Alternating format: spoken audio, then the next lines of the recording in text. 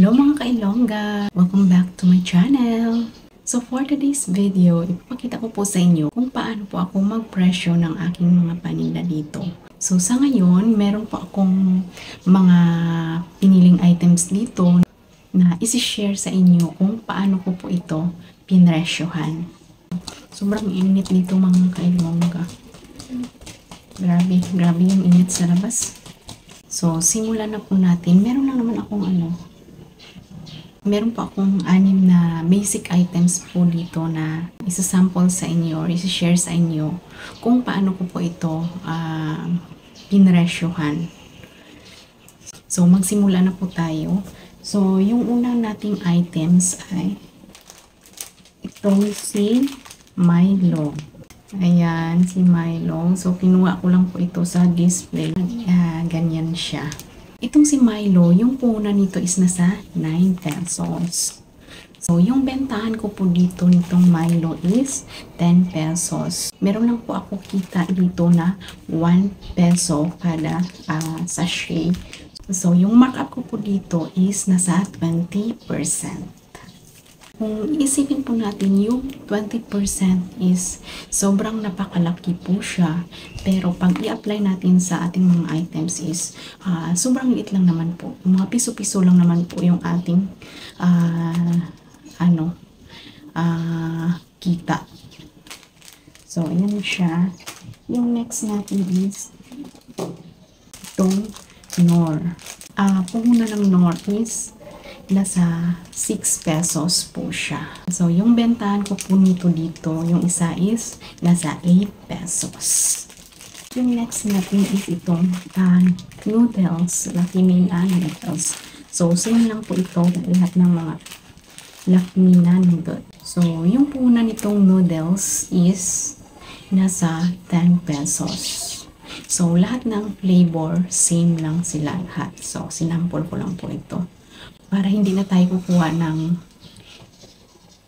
pang-sample isa-isa bawat flavor kasi same lang naman po yung presyo ng bawat flavor.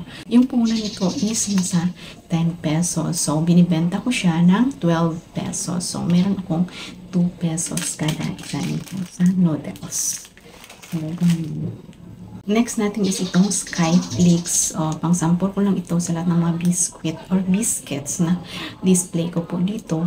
So yung puhunan nitong Skyflakes or mga biscuit or biscuits na display ko dito is nasa 6 pesos. So, binibenta ko siya ng 7 pesos. So, meron lang po akong piso sa bawat piraso ng biscuit. So, yan lang po siya. So, pumapatak siya na 17% yung pinatong ko dito sa mga biscuit.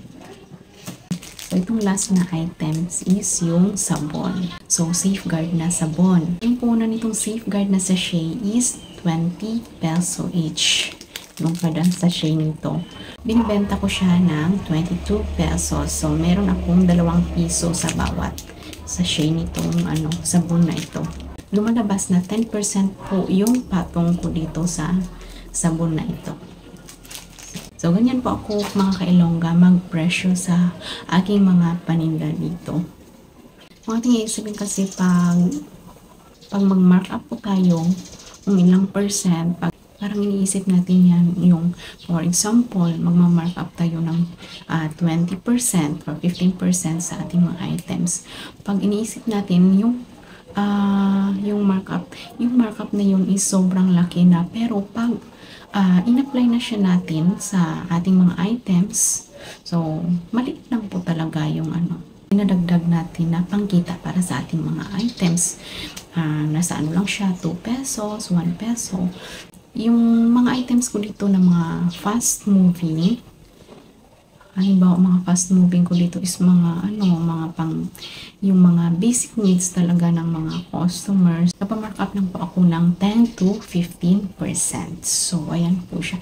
And then, mga slow moving. So, nasa na siya, 20 to 30% na siya. Pero yung mga ganyan, mga 20 to 30, yung mga patong dyan is nasa, ang pinakataas is 7 pesos, then 5 pesos. Ma-apply po yan sa mga canned goods. So, sa susunod, isi-share ko sa susunod sa inyo yung mga presyohan ko po dito sa dilatas na tinitinda ko. Yung sa akin dito, yung mga lang kasi yung dinidisplay ko dito, yung mga hinanap lang talaga ng customer. So, ganyan lang po siya. So, pakunti-kunti lang.